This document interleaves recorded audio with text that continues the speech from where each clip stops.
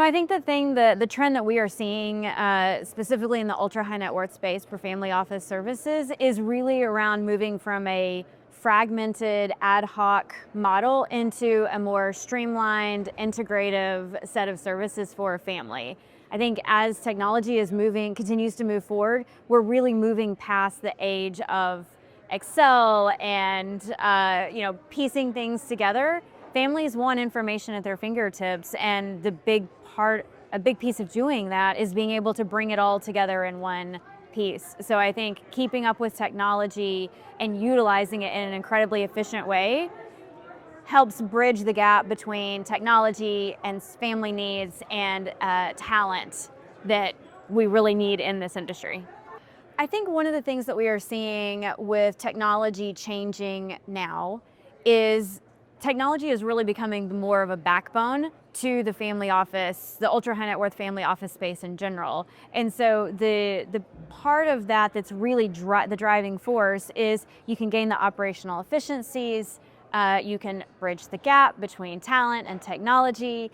And for families who aren't keeping up, they're not stepping up, and they're not looking forward to the future of when technology is coming out and what it's bringing us, is you're really risking a lot of operational drag, and you're missing a lot of opportunities to really create that unified, that integrated system that will support the family for generations, not just what the family needs today, but really where the family is going in the future. I think what drives a family to bring in specialized partners as well as specialized technology is really falling back on this idea that we have to have people to continue doing the work. And so when a family is really moving forward and figuring out how they're going to move into the next generation, how they're going to move between generations, I think the big thing is this idea of opportunity cost. What are you going to lose out on if you're not moving forward and you're not keeping up with trends and with technology? So a lot of families will say, we're going to wait until that next round of AI gets a little bit better. The next round of AI comes out. But the reality is if you're not moving forward now, you're well behind the curve, because when the next generation comes out, it's going to continue getting better, but we're moving in a direction where you're not losing continuity. You're actually just moving it through when new versions come out. And so I think the risk of a family not moving forward, not choosing something, not picking a horse and moving forward, is they're truly losing out on a lot of that near-term ability to make better decisions and be in a better place. So when the new versions come out in a few years, as they're going to continue to do, you're in a better place to upgrade and continue moving forward. So I think the ultimate idea of build it, partner with it, or buy it comes down to really complexity, risk, and then opportunity costs. So quite often, as a family grows in complexity and ultimately risk, they tend to outgrow the operations that they have in place.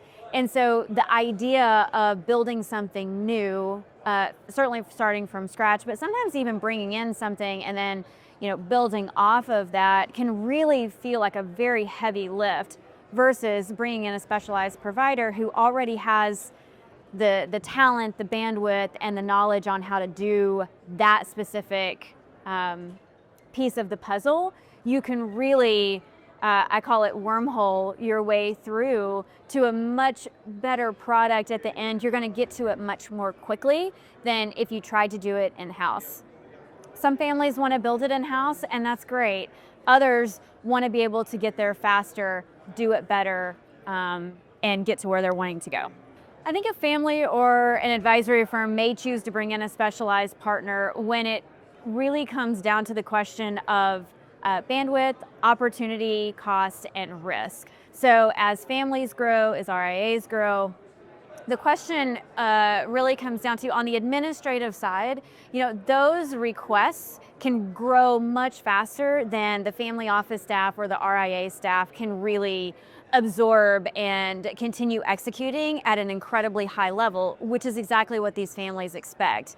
And so when you bring in a strategic partner or a service provider, you immediately bring in their talent, their bandwidth, and their knowledge base, so it can push you so much further, much more quickly. Some families want to build in-house, and that's great, but when a firm or a family is really looking to push forward and stay on top of what the families are being, or what's being requested, bringing in a strategic partner can really give you that ability to do that quickly, and then you get the opportunity to learn from them as well. So it's really the best of both worlds.